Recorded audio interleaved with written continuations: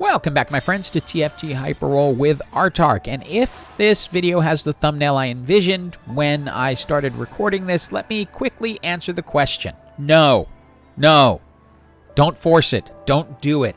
Don't try this unless you have an absolute clear shot at it. What I'm about to do is insane. First, let's look at the augments, and then we'll talk about why. Silver Veil I usually like, except once I saw Caretaker's Alley, I kind of like that. Golden Remover can be a lot of fun because you can move items around, but Caretaker's Alley will give you an idea of what you can do or just give you additional money. In this case, it became additional money because it gave us Gnar, so we're just going to get a lot of Gnars. I decide, you know what, we're going to make Kobuko. It's not Kobuko week, but still, we're going to make Kobuko a Mythic, and then go Mythic and hope we're going to get an additional emblem so that we can get to 10 Mythic. Don't do this. Don't try this. It's insane.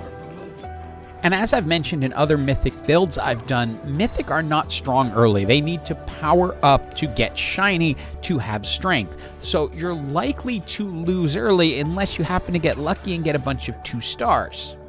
The second problem you're facing is that if you're going to try to get to 10 Mythic by getting 2 emblems on champs, your only chance of getting to 10 Mythic is in stage 10, which means you have to last to the end of the game to get the benefit of 10 Mythic. If you have one of those stupid Sentinels with emblems on them, then you can get it at stage 9. Otherwise, you have to somehow live to stage 10. So have I done enough to talk you out of trying this just because? Now let's go forward with the video. When we get the second spatula, it's a spatula and a tier will get you a Mythic. That was the decision that, okay, yeah, why not? Definitely, let's try and go for the 10 Mythic. And this is going to be the last time I say this. Maybe not. But just don't try this because you're more likely than not to fail. I tried this a bunch of times to get this video. Pretty much every opportunity I had that I thought I could get it, I went for it. And yeah, most of them ended up in like 6th, 7th, or 8th. Time for the next set of augments. Nothing really exciting here. We already know what our 10 champions are going to be, so branching out isn't going to work. Keepers, meh. Misconnections, 1 cost. We could use an additional Kobuko or roll for days and hope that we get the additional Kobukos, because we need 2 more to get him to gold, and a gold Kobuko Mythic should be pretty good since they do get bonus health. Now we grabbed a Bard, threw him in, got the Rageblade on Bard, necessary item, then a Sunfire Cape onto Kobuko. Now let this be a lesson in how much luck is going to matter. I don't know if you remember a round, it was the second round, where Kog'Maw got out with barely, like almost no health. And again, Bard shouldn't have won that, but we ended up winning, and this is going to be critical for later on, winning some of these early fights. And at this point, we are really just in the play it out phase. We picked up a Lilia, who can go in next round, which will get us up to the 7 Mythic, but our goal is just to hold on to as much health as possible. Remember, we need to get to 10. We're also going to need a tier if we want to get to 10 Mythic. These losses can do a lot of harm. We run into another Mythic team that is using Kha'Zix as a Mythic. I don't know about that. I'm not quite sure how that would pan out. I definitely like Kobuko better. He's the strongest 1 cost in the game, and I'll take that into any fist fight anyone wants. We're able to dispatch them and luckily secure a much-needed win. Heading into the final set of augments, we're in a little bit of a precarious position, but let's look through the augments and then I'll explain. Nothing really exciting here. Hoping for something awesome. That is probably our best shot at awesome, because now we can reach the 10 Mythic in stage 9. We have, now here's the math I was talking about, 2 or 3 losses left, 12 health. If we lose these next 2, we'll be down to 4 health, and the next round starts at 6, so yeah, we'll be out. If we manage to hold on through all of this and not lose any more, then we can lose 2 losses in the next round because it'll be 6 health each, and 2 losses and we're out. Our hope is to win at least one of these next 2 games, forcing us to have 2 losses in Stage 8 before we get to 9, and hopefully in 9 we have the 10 Mythic. This one goes in our favor. And during the last NPC round, we did get our tier. We have a Kaisa sitting on the bench with a Mythic emblem waiting to come in because that will trigger Bard's Trick Shot. Now, that 3-star luck sitting there in the corner, yeah, that's going to wreck us. So this one is done for, but we did our job. We still now have 2 lives left going into Stage 8. Final individual component of the game, and I was really hoping for something to finish off a Bard item, like a tier that could turn into a static shiv, or a rod that could turn into a Hextech Gunblade, but it's not there.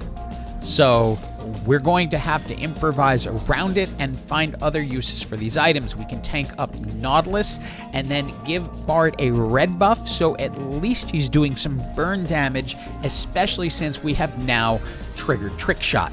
And I'm super happy to see a Ghost team because we need to steal a win in one of these 2 games to get us into Stage 9. If we lose 2 in a row, we're out. If we win one, we're guaranteed that trip into Stage 9 and at least a shot at the 10 Mythic. As for an item choice, it is time to pick up some power for Lilia, so Jeweled Gauntlet is an easy take. We're also lucky enough to get her up to 2 stars. And we got somebody else heading for that stretch goal. Luckily, they do not have a new recruit or tactician's crown, so they're going to have to make it through 2 rounds in order to get to 10 story weavers. Unfortunately, we're not quite strong enough to handle them at this level. So as we head into Stage 9, here's the simple situation. If I cannot find Hui, it's GG. Luckily, there's Hui. Now we're hoping for a good Lilia item out of that anvil and also figure out the best person to put on the Hui circle, which in this case I believe is going to be Kobuko, because that means each round we're going to get a new Kobuko. Blue buff for Lilia, just a no-brainer. Hopefully at 10 we can now do a lot of damage. And yes, 10 Mythic is rather cruel, as you will see. But think of what it took to get here. We needed new recruit. We needed to get Hui in Stage 9, or else this would have been a loss with us going out probably in 6th. But instead, we are now into the top 4. And how dare they put one of those idiotic wastes of time over the top 4. I want to get a little extra onto Hui, so I'm going to get the Hextech Gunblade for Hui. Normally that would go on Bard, but I don't want Hui without an item. And we used our champion duplicator to 2-star the Hui and got lucky and got the 2-star Kaisa, added a Bloodthirster onto her just for some extra power. But you can see 10 Mythic, it's kind of fundamentally evil. Not the most evil thing in the game. We'll get to that in another video. But it's really, really strong, and if you can get there, a lot of fun. But please, okay, I know I wouldn't bring it up again, but don't do it. It's gonna cost you a ton of LP to get here. Time for the final item choices of the game. Rabadon's Death Cap is a no-brainer in a Mythic build because Lilia can use it. Since we have the extra space, we picked up a set to put in the front line. He can grab a couple of bruisers and lift them up. Then if you have a set lifting 2 heavy objects, put a Deathblade on him. That will just give him a lot of AD. And additional AD with the amount of AP we have going certainly can't hurt.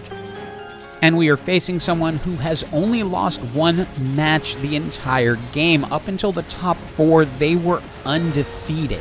And they have a very strong team. But again, 10 Mythic, it's pretty strong. And you're going to see that here with how easily they handle a team that really hadn't lost much. Now, I just kind of want to point out what's probably their biggest problem here. They have the Umbral emblem on Shen, while they have an Irelia in the corner. Shen is not going to be able to execute people the same way Irelia could, and while she's only 1 star and likely wouldn't be winning, if she gets up to 2-star with that emblem, she would be able to do a lot of damage. Hui has now given us a gold 3-star Bard.